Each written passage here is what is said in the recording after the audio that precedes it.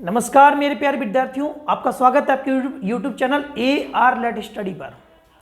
जैसा कि पीछे के कई वीडियो के माध्यम से बहुत सारी चीज़ें हमने सीखी और आज हम एक नए टॉपिक की तरफ हम लोग बढ़ने वाले हैं। तो बच्चों, इस वीडियो के माध्यम से आपने बहुत कुछ सीखा, बहुत कुछ जाना होगा मेरे बच्चों।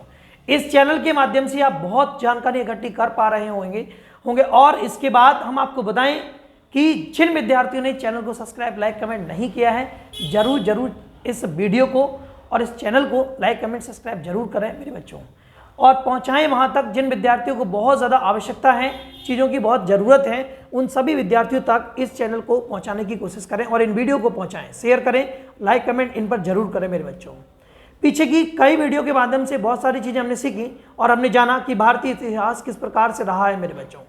भारतीय इतिहास किस तरह से अपनी स्थिति और अपनी दशा के अनुसार हम भारतीयों ने किस प्रकार से अपनी संस्कृति को और अपने आप को जाना कि हमारी संस्कृति, हमारी संस्कृति और हमारा सिस्टम किस प्रकार से रहा होगा मेरे बच्चों। तो पीछे की हमने 10 से 11 वीडियो के माध्यम से जाना, केवल इतना ही जान पाए हैं, भारतीय इतिहास की शुरुआत केवल कर पाए थे मेरे बच्चों।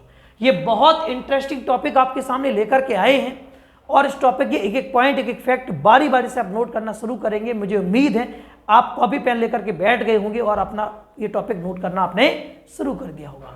बच्चों, हम आपको एक जानकारी और दें, हम आपको बता दें कि इस वीडियो के माध्यम से अभी चल रहे पुलिस के एग्जामों में बहुत सारे क्वेश्चंस ऐसे हैं, हर वीडियो से कहीं ना कहीं एक ना एक क्वेश्चन जरूर फंसा है। तो आप प्रत्येक वीडियो को देखते रहें और अपने प्रश्नों को यहाँ से एक एक करके आंसर के रूप में जरूर लेते रहें, क्योंकि ये प्रश्न बहुत ही उम्दा प्रश्न है यहाँ से और आपके किसी न किसी एग्जाम में एक ना एक क्वेश्चन जरूर फंस जाता है मेरे बच्चों। उम्मीद है कि ये टॉपिक आपको समझ में आ रहे होंगे। उम्मीद है कि आप बढ़िया, शानदार, जानदार, मजेदार तरीके से आप पढ़ रहे होंगे, चीज़ों के साथ जुड़े होंगे। उम्मीद है कि आप चैनल को लाइक, कमेंट और सब्सक्राइब जरूर करेंगे और इस चैनल को धीरे धीरे आगे बढ़ाने की कोशिश करेंगे। इस व्हाइट बोर्ड, इस बोर्ड पर हम आपको लूसेंट की बुक का सारा निचोड़ धीरे धीरे बुक के माध्यम से, इस बोर्ड के माध्यम से, इस यूट्यूब चैनल के माध्यम से, इस वीडियो के माध्यम से हम आपको देने वाले हैं और एक एक पॉइंट, एक एक फैक्ट आप नोट कर रहे होंगे और आप सीख रहे होंगे मेरे बच्चों। आगे बढ़ते हैं। जैसा कि हम पीछे कई वीडियो के माध्यम से सीखे और जाना था कि भारतीय इतिहास किस प्रकार से रहा है और इस इतिहास के अंतर्गत किस किस प्रकार से हमने ऐतिहासिक स्रोतों को, साहित्यिक स्रोतों के माध्यम से हमने भारतीय इतिहास को जाना। हमने जाना कि हमारे साहित्यिक स्रोत क्या रहे होंगे, हमने जाना कि वेदों की उत्पत्ति कैसे हुई होगी, हमने जाना इन वेदों में किस प्रकार से लिखा गया होगा, हमने जाना कि भारतीय इतिहास को, इन वेदों के माध्यम से हमने भारतीय इतिहास को समझ पाया है मेरे बच्चों। हम जान पाए हैं कि भारतीय किस प्रकार से अपना जीवन यापन कर रहे होंगे उस समय। हम जान पाए हैं इस इतिहास के, इस वीडियो के, इस लेक्चर के, इस बोर्ड के माध्यम से सीखकर हम जान पाए हैं मेरे बच्चों किस प्रकार से भारतीयों का जीवन रहा होगा। बच्चों, आपके सामने हम एक बात और कहेंगे, आप इस बात को बारी बारी से नोट करते रहिएगा और समझते रहिएगा। आपसे कहें, आपको बताएं एक बात, हम एक नई बात आपको बता रहे हैं कि आप जुड़े रहिएगा और चीज़ों के साथ बने रहिएगा जरूर। इन वीडियो के माध्यम से, इन चीज़ों के साथ हम जुड़ करके बहुत सारी जानकारी इकट्ठी कर पाएंगे मेरे बच्चों। तो जैसा कि हमने आपको बताया और आज फिर हम आपको बता रहे हैं कि जुड़े रहिएगा चीज़ों के साथ। मैं गारंटी देता हूं कि आपके एक एक टॉपिक, एक एक पॉइंट हम क्लियर कराएंगे इस बोर्ड पर। बच्चों, ज़्यादा बात न करते हुए अपने टॉपिक की ओर बढ़ते हैं। आपको बताएं कि आज हम सीखने वाले हैं प्रागैतिहासिक काल के बारे में। बच्चों, ये प्रागैतिहासिक काल क्या है, ये क्यों आया और ये नाम कहाँ से दिया गया, इसका मतलब क्या है। लूसेंट की बुक में जितना भी लिखा गया है, लूसेंट की बुक में जितना भी दिया गया है, हम सभी पॉइंट को, उन सभी फैक्ट को बारी बारी से धीरे धीरे यहाँ बोर्ड के माध्यम से सीख रहे हैं मेरे बच्चों। तो जैसा कि हम आपको बताएं कि प्रागैतिहासिक का मतलब क्या है, प्रागैतिहासिक काल क्या है, इस समय का जीवन कैसा रहा होगा और ये जीवन चरित्र चीज़ों के साथ मानव कैसे जुड़ा होगा और अपनी चीज़ों को कैसे बनाए रखे होंगे, उस सीखने के बाद अब एक नए टॉपिक की तरफ बढ़ गए हम। मानव सभ्यता का उदय होगा, मनुष्य किस तरह से जीवन को जीना शुरू करेगा, कहाँ से कैसे खेती प्रारंभ होगी, खेती मतलब कृषि, और इन कृषि को प्रारंभ करने के बाद किस प्रकार से मानव अपने जीवन से जुड़े साधनों को जुटाना शुरू करेगा, प्रारंभ करेगा, और किस प्रकार से मानव ने आग की खोज करी, किस काल में आग को ढूंढा है, ये सारे फैक्ट हम यहाँ आपको बताने वाले हैं मेरे बच्चों। जैसा कि हम आपको बता चुके हैं कि हमारा इतिहास वेदों के माध्यम से, पुरातात्विक स्रोतों के माध्यम से, कई ऐसे विदेशी लेखक, उनके माध्यम से हम जान पाए थे। इस वीडियो के माध्यम से अब आज ये जानने वाले हैं बच्चों, इस इतिहास को एक नए पन्ने में दर्ज करने वाले हैं, नए फैक्ट के साथ आगे बढ़ने वाले हैं। तो लिखा आपके सामने बोर्ड पर है कि इसके 3 भाग हैं।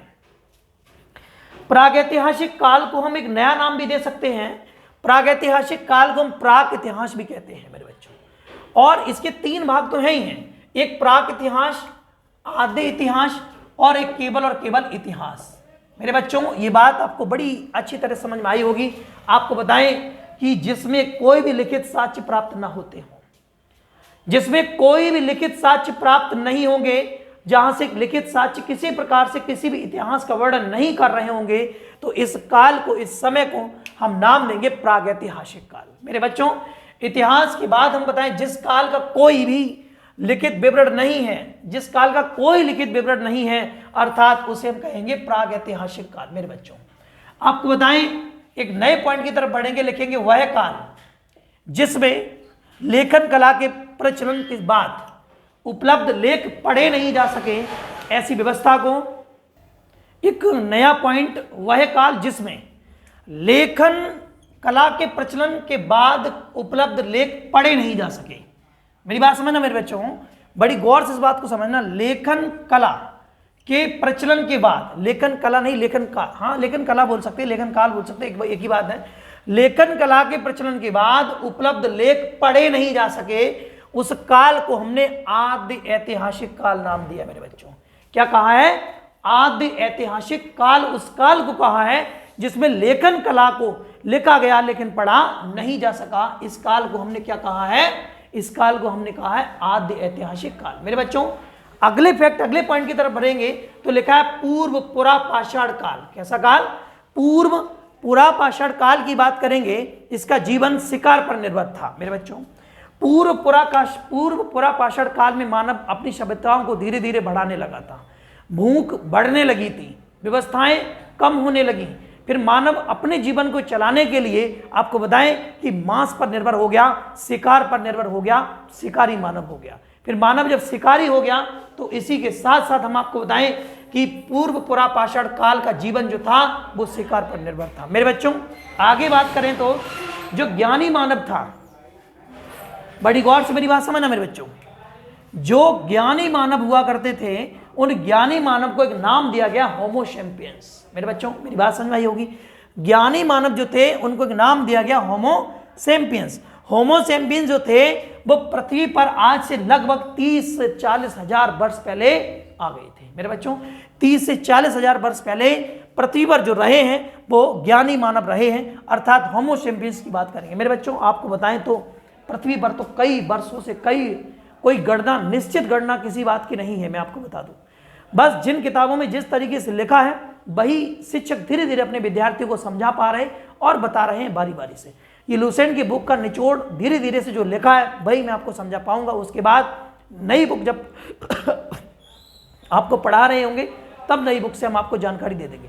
बता तो काफ़ी चीज़ें सकते हैं, लेकिन आपको बताएं कि लुसेंट की बुक का केवल इसी का निचोड़ देना चाहते थे, इसलिए केवल जितनी बातें लिखी है उसका समग्र रिवीजन है आपका। तो मेरे बच्चों जो ज्ञानी मानव था वो पृथ्वी पर आज से लगभग 30 से 40 हजार वर्ष पहले रहे होंगे।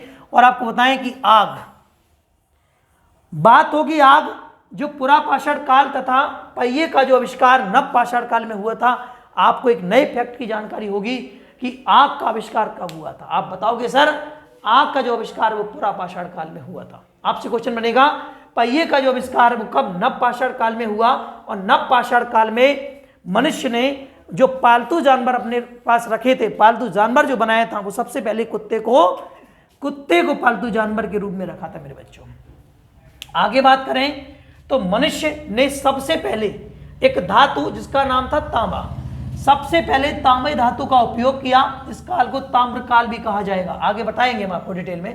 तांबा का उपयोग करके जो सबसे पहले औजार, जो सबसे पहले हथियार जो बनाया था उसको नाम दिया गया कुल्हाड़ी। सबसे पहले कुल्हाड़ी बनाई गई थी। मेरे बच्चों आगे बात करें नव पाषाण काल में ही मानव ने कृषि को प्रारंभ कर दिया था। अर्थात मैं कह सकता हूं कि कृषि, सबसे पहले जो कृषि प्रारंभ की गई थी वो कब से प्रारंभ हुई थी? नव पाषाण काल से।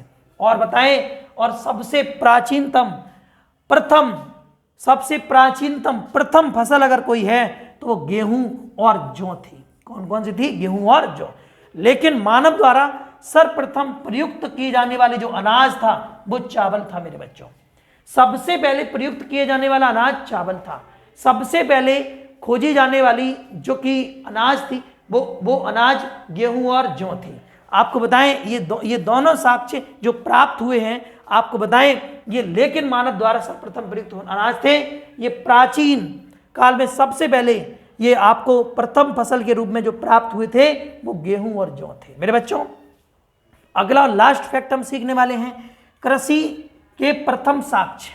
कृषि के प्रथम साक्ष्य मेहरगढ़ से एवं चावल के प्रथम प्राचीन साक्ष्य कोल्डिहावा से, समझ गए, कोल्डिहावा से प्राप्त होते हैं मेरे बच्चों। ये पॉइंट ये फैक्ट आपको समझ में आए होंगे और आपने बारी बारी से इनको नोट किया होगा। कृषि के जो प्रथम साक्ष्य मेहरगढ़ से एवं चावल के प्राचीन साक्ष्य कोल्डिहावा से प्राप्त हुए थे मेरे बच्चों। आप कहोगे सर अभी तो आपने बताया नवपाषाण काल से कृषि, हाँ कृषि का प्रारंभ वहां से हुआ, लेकिन कैसे कब हुआ ये रियल जानकारी जो प्राप्त हुई है, वास्तव में कृषि कैसे मिली होगी, तो साक्ष्य इसके मेहरगढ़ से प्राप्त होते हैं मेरे बच्चों। ये अभी तक हम इतिहास की जानकारी इकट्ठी कर रहे हैं और इतिहास की जानकारी में हम जान पा रहे हैं कि भारतीय इतिहास किस प्रकार से रहा है मेरे बच्चों। अब हम नए फैक्ट की नए पॉइंट की तरफ बढ़ते हैं। जिन बच्चों के दिमाग में चल रहा होगा सर ये तो आपने करा दिया टॉपिक, लेकिन ये प्रश्न कैसे पूछे जाते हैं, तो सबसे पहले प्रश्न पूछा जाता है इतिहास के भागों को बात करे जाएंगे। प्राग ऐतिहासिक काल को कितने भागों में बांट देंगे हम, तो प्राग इतिहास, और प्राग इतिहास को ही प्राग ऐतिहासिक काल कहा जाता है। तो प्राग, आद्य और इतिहास तीन भाग है इसके। जिस काल का कोई भी लिखित विवरण है ही नहीं मेरे बच्चों, जिस काल का कोई लिखित विवरण है ही नहीं, लिखित विवरण नहीं है, अर्थात उस काल को हम क्या कहेंगे, उस काल को कहेंगे प्रागैतिहासिक काल मेरे बच्चों। आपको बताएं वह काल जिसमें लेखन कला का प्रचलन था, उसके बाद उपलब्ध लेख पढ़े नहीं जा सके, उस काल को क्या कहेंगे। आपका आंसर होगा सर उस काल को आद्य ऐतिहासिक काल कहेंगे। आज रविवार का दिन है मेरे बच्चों और इस रविवार को दिन में हमने आपको एक वीडियो प्रोवाइड कराई।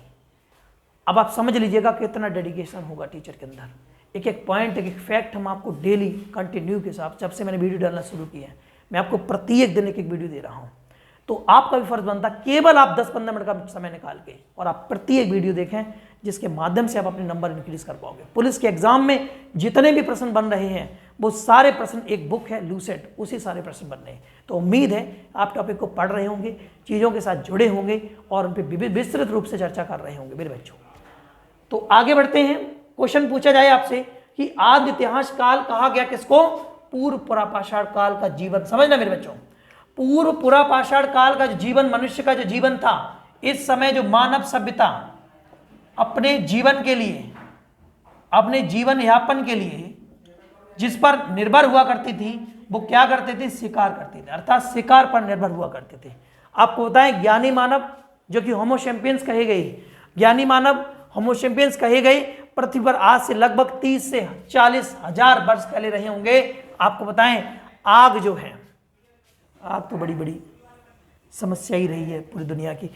आग जो है वो पुरापाषाण काल तथा पहिए का आविष्कार नवपाषाण काल में हुआ है। क्वेश्चन बनेगा आग का आविष्कार कब हुआ है। आप कहोगे सर आग का जो आविष्कार है वो पुरापाषाण काल में हुआ है। दूसरा क्वेश्चन बनेगा पहिए का आविष्कार कब हुआ है। आप बताओगे पहिए का जो आविष्कार है वो नवपाषाण काल में हुआ है और नवपाषाण काल में ही मनुष्य ने पालतू जानवर कुत्ते को बनाया था। अर्थात आपसे क्वेश्चन बनेगा कि नवपाषाण काल में जो पालतू जानवर के रूप में रखा गया, ऑप्शन मिलेंगे गाय, कुत्ता, भैंस और काफी एग्जाम्पल मिल सकते हैं। तो उस एग्जाम्पल में सबसे इंपॉर्टेंट आपके लिए हुआ कुत्ते का आंसर। समझ गए। मनुष्य ने सबसे पहले कौन सी धातु का प्रयोग किया था, तांबे का किया था। नया क्वेश्चन, मनुष्य ने सबसे पहले किस धातु का प्रयोग किया था, तांबे का।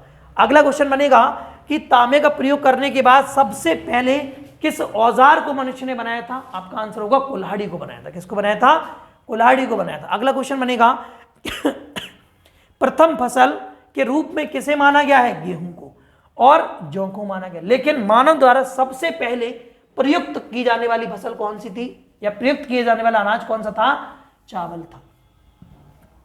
आगे आपने समझा होगा कि नवपाषाण काल में ही कृषि प्रारंभ हुई थी। समझ गए। और एंड लास्ट क्वेश्चन बनेगा कि कृषि के प्रथम साक्ष्य कहां से प्राप्त हुए हैं, आंसर बनेगा मेहरगढ़ से।